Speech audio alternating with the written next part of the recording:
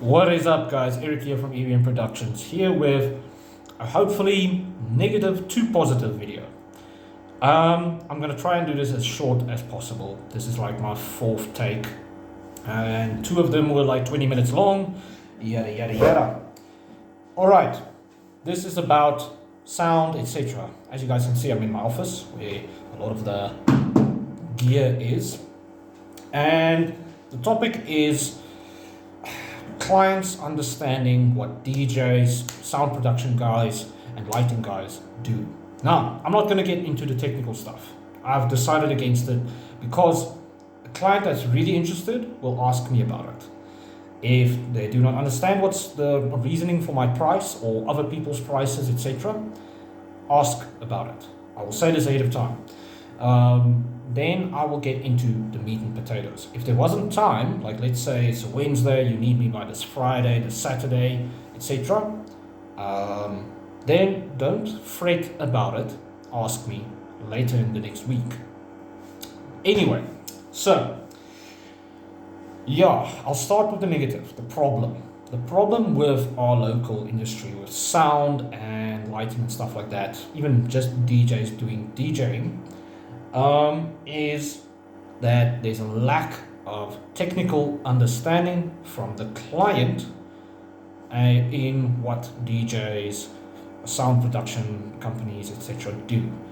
And the reason why it's needed, the clarification is needed, is because they will not understand why they're paying the price they are paying, and why 99% of the time, or 99.999% of the time, we can't do things for free. And also it's unreasonable. So I'm not going to get into the technical reasons, but yeah, see, I need to get into a little bit of the technical stuff. A lot of expertise that we sound guys, DJs, etc. have is years and years of like expertise that we've built up if we pursued a career in that. Now, I haven't done that. I have 14 years of experience right now. And the problem that I've seen is that the lack of understanding leads to bamboozlement or undercutting, way undercutting, or getting frustrated when we quote people. And, well, the client, possible client, gets frustrated about the pricing. And it's just because they have a lack of understanding. Okay, so let me start with DJing on its own, mixing, beat matching, etc. This is all terminology that you can Google for yourself. Very highly, like hard skills to learn, because it's all skills that you can practice at home, but you will not know if you can do it unless you're in the field. You're doing it live. Live, there's a lot of consequence to your actions when you're a DJ, when you're mixing. So, there's a perpetual issue that people think it's just you pressing a button. Well, a pianist is also a man sitting in front of a keyboard pressing buttons and playing music. It's the same thing. How come there's such a big disrespect towards DJs and not the same attitude towards pianists? It's the same thing, but there's added issues, there's added problems to solve that a DJ needs to do, called beat matching. Beat matching is a form of calculation that you have to do on the spot to calculate is song A's BPM aligned, so they work cohesively with song B. And then you need to calculate how you're gonna lower the BPM, change the BPM, etc. to mix them proper when you cross over to the different song. On top of that, that's also hard. Even hell, if you were to play a song even in full and then you jump over to a song that's very slow or very fast in comparison to the other song, then you need to do it cleanly. Now, that there is issues sometimes it doesn't come across cleanly. However, that's when you need to understand effects, tricks of the trade, certain tricks of the trade on the mixers, etc. That's stuff that takes years of practice to do with, at a show. Not just playing it randomly. You need to do it at the highest level, live, and it takes years. It's so long to practice this stuff. It's kind of like telling a welder, no, you're not really good at welding. Well, let's say qualified welder, someone with experience. It's like telling him, no, I'm not paying you for your work. Meanwhile, they practiced that same technique of welding for years. They understood the chemical situations there, etc. Just a rough example for now. I'm trying to think of a different one, but my brain is not braining right now. I'm tired, and I mostly want to explain to any clients watching this why just this idea of, oh, it's just pressing a button is very unfounded. Okay, now this is more so for mobile DJs, but you see, let's say that's just one part of the mixing situation. They also need to understand limiting, not clipping the system, which clipping is such a hard topic to explain to people that I don't think any client, and this is not I meant in an offensive way, but any client will not grasp it, because guys in sound struggle to grasp what clipping is. Like, I know people that I've told for years, this is clipping, don't do this, and what it is, and they still do not understand it. Like 5-6 years of explaining, and they still don't. Other people explaining it to them, they still don't. It's crazy. The car audio guys know this the most. They understand clipping very well, and they know so many people that can't grasp it. So imagine you are an untrained person trying to grasp it as well, and why clipping should not happen. Like, it's ridiculous. So, okay, that's mixing. Now let's talk about sound setup, the meat and the potatoes, and why the system is really the heart of the whole event. And that's true, because imagine you go to a festival, there's fancy lights everywhere, and lasers, smoke machines, hell, there's even TV screens with beautiful women dancing on it, but there's no music. Do you feel when I went silent there, how the energy drops? But there's nice lights. It's nice lights. In fact, I actually can put this other one on. Is it even plugged in? I actually wonder. Let me just go check real quick. So this one, oh no, I'm using its power cable. Okay, don't stress about it.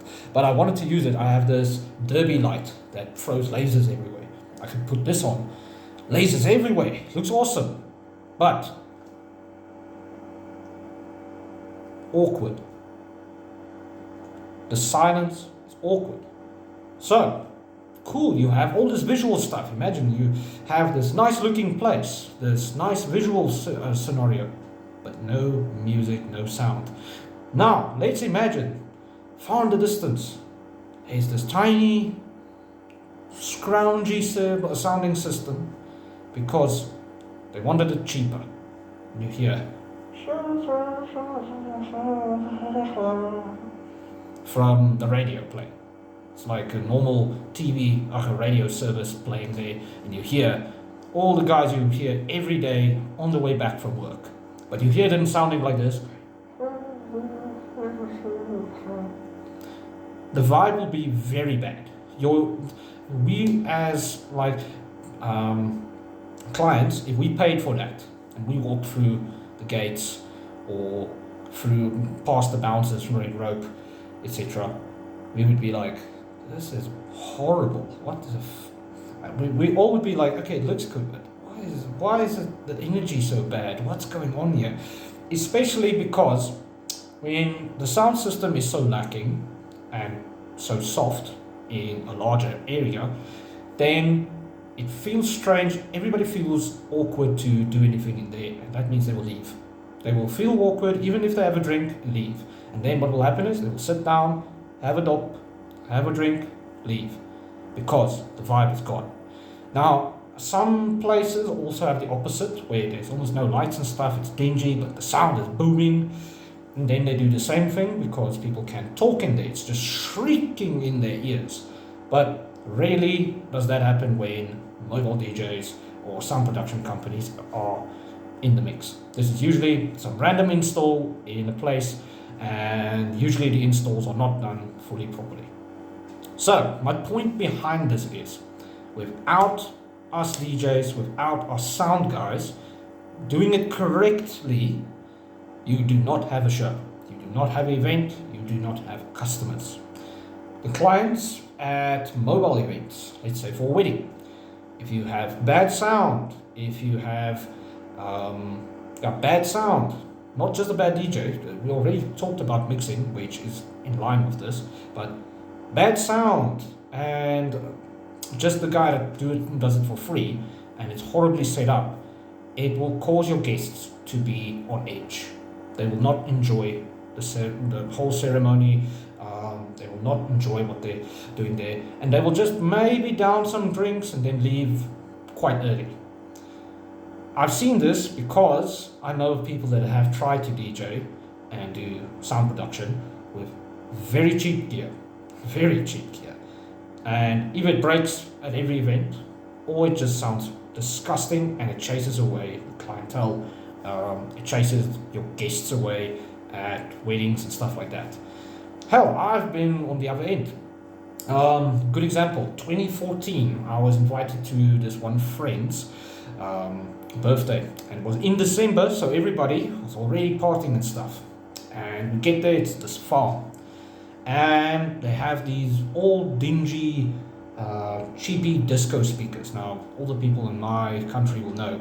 You go to certain shops, you can buy these cheap plastic enclosure, cheap speakers, and they usually sound abysmal. They're not loud, they sound crackly, horrible. The boxes like flex and make noise. There's no bass ever. I've never heard bass from these things, and they usually break while the guy's trying to DJ. And then these guys always have a set specific laser that you buy at those same shops that does a few shapes and stuff, and the smoke machine. Now, this was exactly what this guy was using. So I have respect for him because I think he kept DJing, but I'm not sure. And he was doing it just for fun. And also the reason why I wasn't DJing there is the girl whose birthday it was my girlfriend at that point. And I remember I was just like, yeah, I'm trying to enjoy myself. I like having a vibe. But this poor dude, and even at that time, my setup wasn't where I wanted it. And it's on the way to where I want it fully, but obviously, you always climb the ladder. So I'm not just shitting on this guy. I'm just using him as an example because I'm pretty sure later on he upgraded. I hope that he got the technical skills behind it though, because it's not as simple as just getting new sound. Anywho, it was really a bad party. There was a lot of fights and a lot of people that went home very early. And I remember his one speaker broke, just like I made an example of right now. And he had to leave way early. So we ended up using one of the guy's car systems with the doors open. And back then, the systems in cars in our country, oh my goodness, wasn't much of an upgrade. Anyway, the point is, I've seen this at events where I was supposed to DJ and the possible client didn't want to pay and said, don't worry. And then in the end, they went for somebody cheaper. That person was there. Maybe their gear survived, but then I hear from a person, because it happens here. It's like, yeah, because people know I DJ, so they ask me, what did you think? Were you there? Usually I don't go to these events because it feels like a slap in my face if I go. You understand? Like, why do I support a client that told me, no, you're apparently too expensive, just because of a lack of understanding, and I'd rather go get the guy that does it for nothing, which is a cultural problem, which I'll make another video on. So I don't go to these events, and then usually the stuff fails. Like, it happens, and that's not me being an arse right now, it's just the truth. And the reason why is people do not understand. You need a sound system. You need two things to make a club bar event perfect. Well, not perfect, let's say enjoyable. Is you need an act or DJ, sound system. Well, okay, I'm going to scratch that. You need a sound system that can play quality music in a certain way, and then you need a bar. If you don't have a bar, then people usually above 18 will not pop up, and if you want kids there, cool for you, but they will not be buying Coca-Cola by the bottle. They won't. So you understand what I mean. If people understood this and the technical aspects of sound and DJing a little bit more, then they would have been like, oh, that's why this guy's asking this. And the crazy part about this whole video right now is I'm not asking nearly enough. I'm not.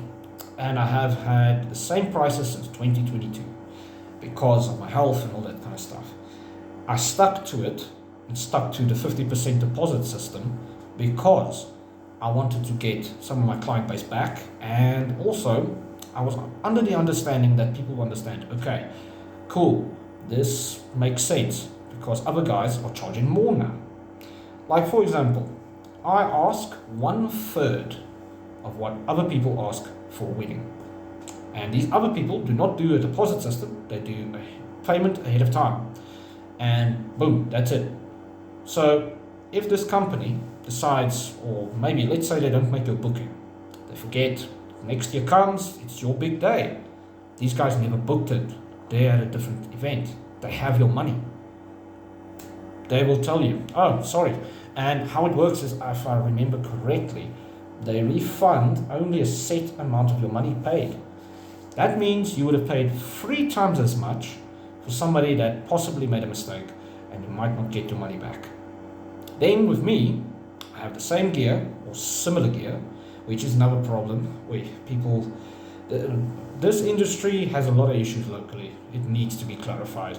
I hope that I can help with that over time. I really think I'm trying to go through topics in my head that I'm going to start writing down after this that I'm going to make videos about. But yeah, I have similar gear, same quality level, I know how to use it, I have 14 years of experience, and I ask 1/3 for that. And I do a 50% deposit system, meaning you pay 50% now and 50% the week of the event. That means when your booking is full on sorted, because the moment you pay, I make your booking. And no other bookings get made on that day, unless it's a half-day event, and then I can do a second one. But the point is, you get all the value in the end, and there's no risk of doing a double booking, not getting your service, etc. And you still get the same quality gear, because my goal is to have a compact but absolute highest level quality system. Right now, I can say my only weakness in my system fully is my amplifier is not big enough for me. I have very high aspirations for output, loudness. My system shocks people. And the fun part about it is, every now and again, I ask people or people I work with at bars, clubs, or clientele about the volume. And they generally tell me like, no, dude, holy cow. And then on those weekends where I'm off or something like that, I go listen to somebody else's system, or I go to events in the area or in my country at least. And every time I hear other systems, I'm so shocked that somebody with 20 times more, well, not 20 times, let's say 5 times more money into their system has the same quality sound as mine, same output, etc. And the best part is, I don't push my system. That's the best part. I bought certain elements of my system that is very high quality, and that's why, and I know how to use it, and I continuously learn on how to use it even further, like how to optimize it. And that's why I ask what I ask. Then, on top of it, my DJing service is on its own. People continuously, for months before working for this previous client, continuously when they saw me in town, were like, why aren't you DJing? We need you. We miss you. Why aren't you DJing? Everywhere. I can't go and buy wet wipes at Dis-King without one of these people running into me like, dude, you have to. And then also my references, which I'm very happy to say, I've been at all the big businesses in my area. And actually outside of it, at quite a few different ones as well. I've been everywhere. with a good name, and I haven't had any issues. The only one, no, I don't have any issues. No, I'm trying to think really hard now, and that is why, yeah, I don't have issues. People were happy.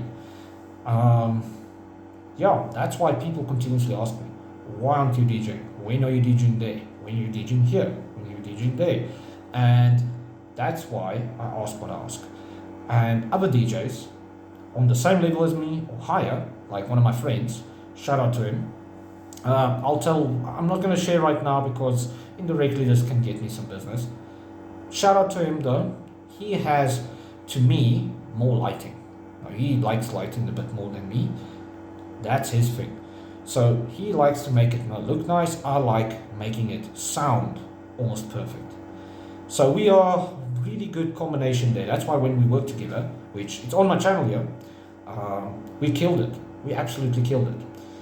So I just feel there's a lack of understanding and I need to get a way around it, and other DJs in the area, this country, needs to start doing this as well. Because without the sound, the DJ, those two things, you do not have an event. You can have all the nice fairy lights, etc. you want. You do not have an event.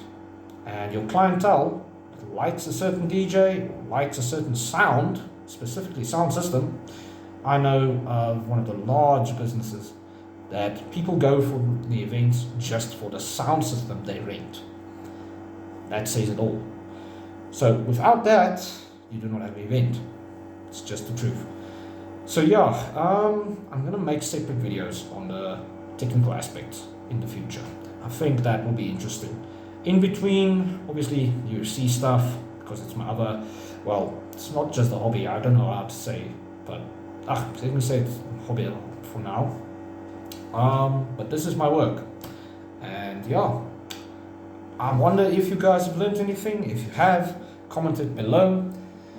I hope any clients seeing this, that they at least inquire about this stuff. And also that things change. So, cheers.